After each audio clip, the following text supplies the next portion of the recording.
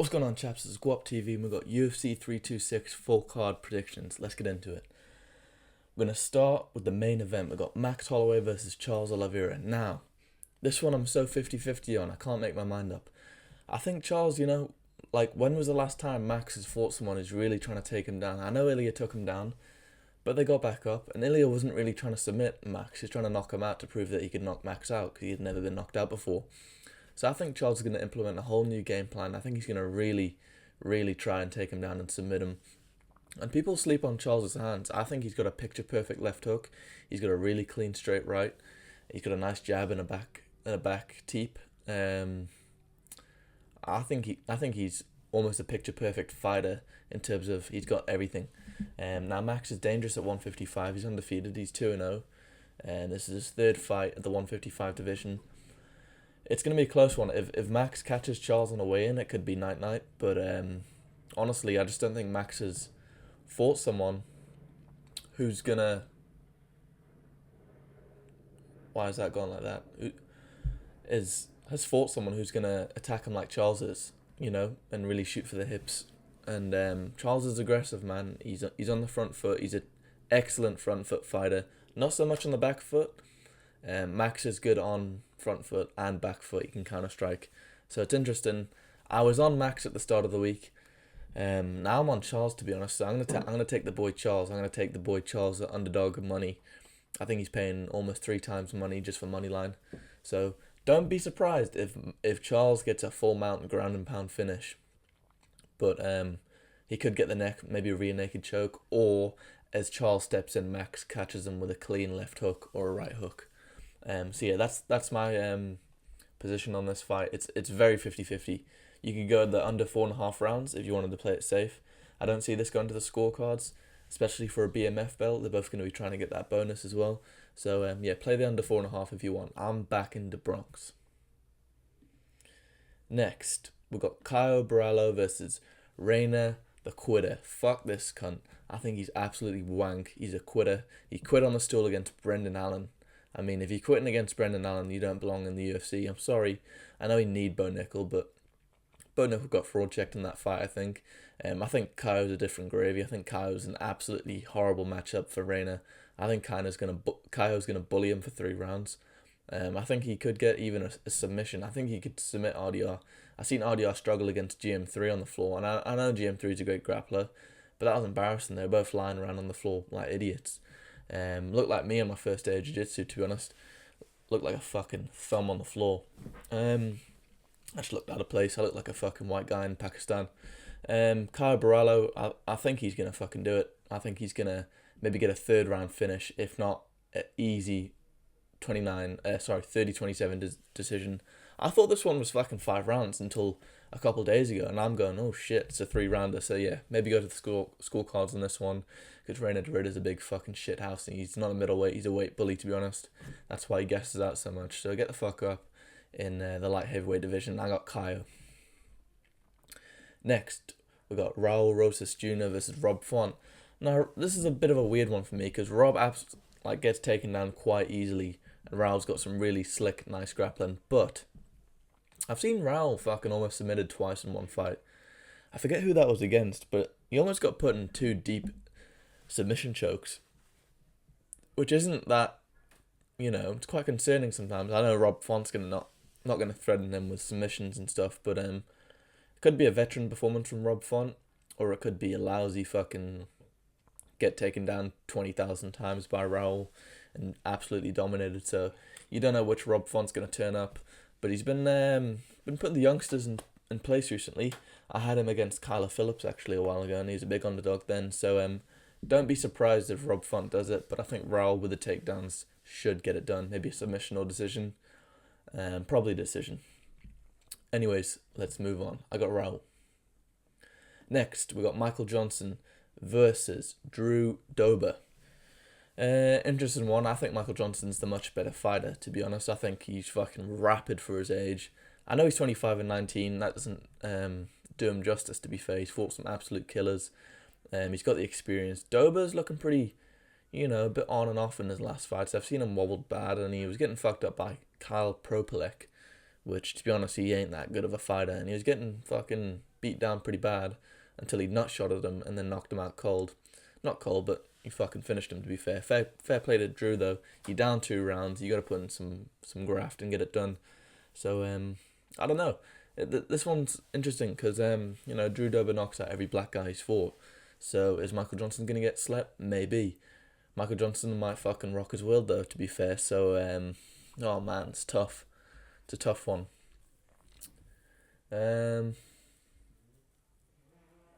Might just go Michael Johnson here by decision or KO to upset the race play Drew Dober. And I shouldn't say that, so fucking bad, to be fair. But give me Michael Johnson. Next, we've got Gregory Rodriguez versus Bruno Ferreira. Now, a lot of people in this fucking betting industry, in this UFC prediction industry, are high on Gregory Rodriguez when I think he's absolutely fucking wank. I think Bruno Ferreira is going to absolutely run through him. I don't know what's up with people thinking Gregory's a sick fighter. I know he beat CLD, but fuck, if they fought again, 10 times out of 10, 9 times out of 10, CLD absolutely finishes him.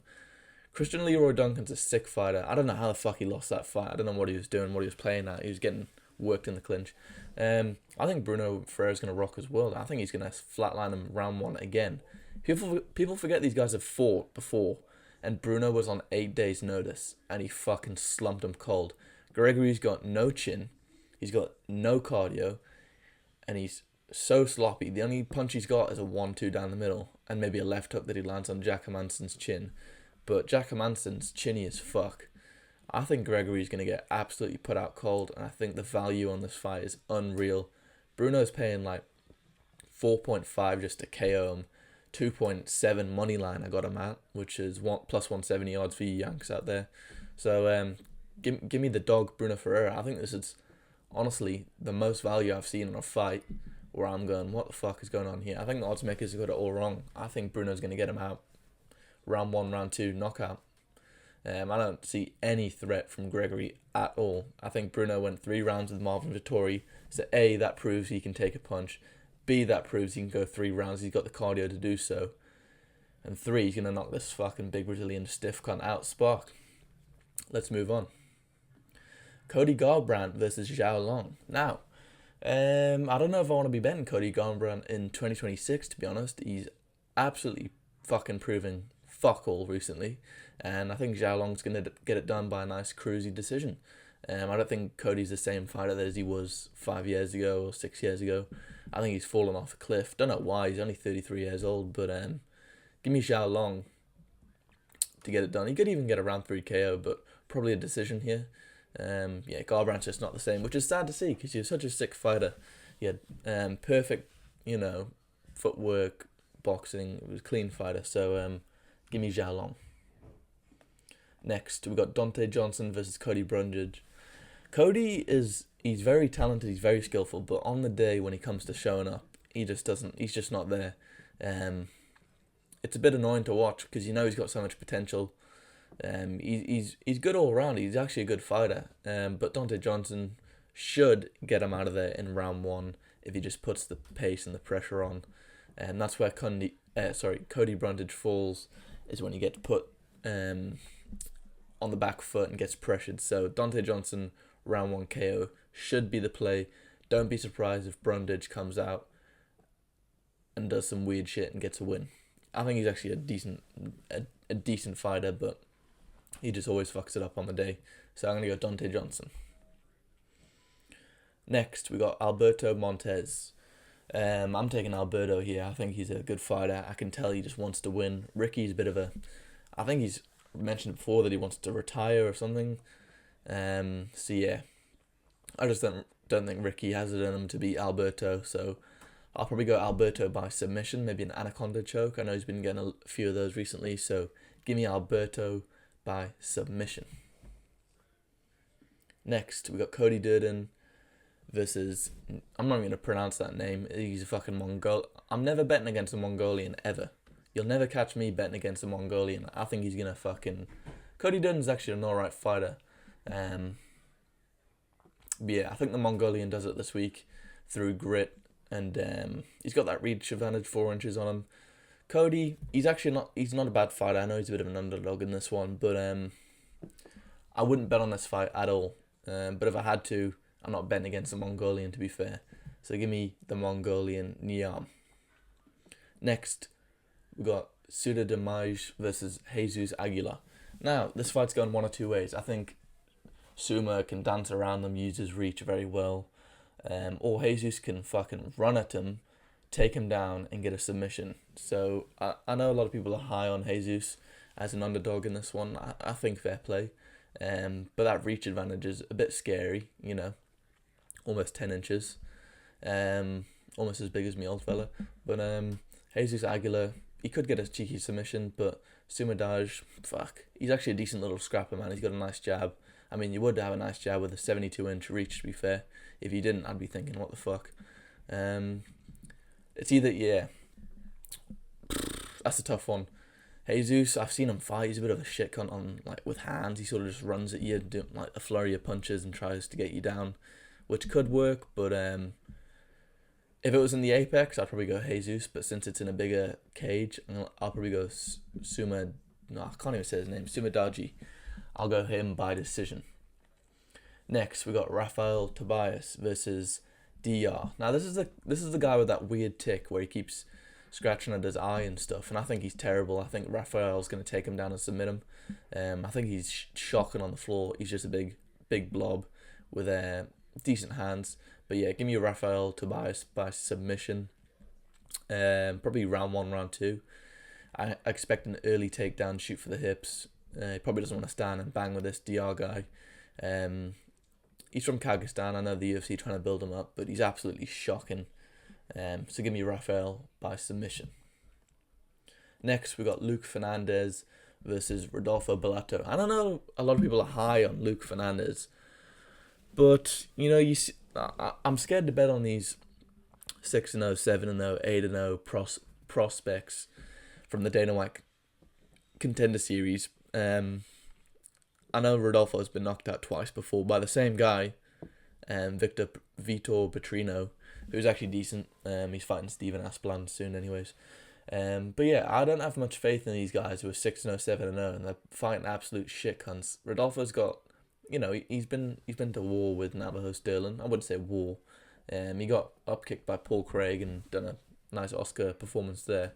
But he's fought a lot better competition than Luke Fernandez has, so I wouldn't bet on this fight at all. I don't trust Luke to knock out Rodolfo Bellato like Vitor Petrino did. So if it goes past like round 1 or round 2, I'd be live betting Rodolfo maybe. Depends how the fight's going. I don't know much about Luke Fernandez, to be fair. I'm not going to lie to you. But I do know Rodolfo's a bit of a shit cunt, to be fair. So maybe go Luke here, but I wouldn't bet on it personally. So yeah, that's my predictions for UFC 326, boys. Let me know what you think in the comments. Let me know how I can do the videos a bit better. I always appreciate feedback, and yeah, I'll upload a new video, putting out some more content as well, so I appreciate that.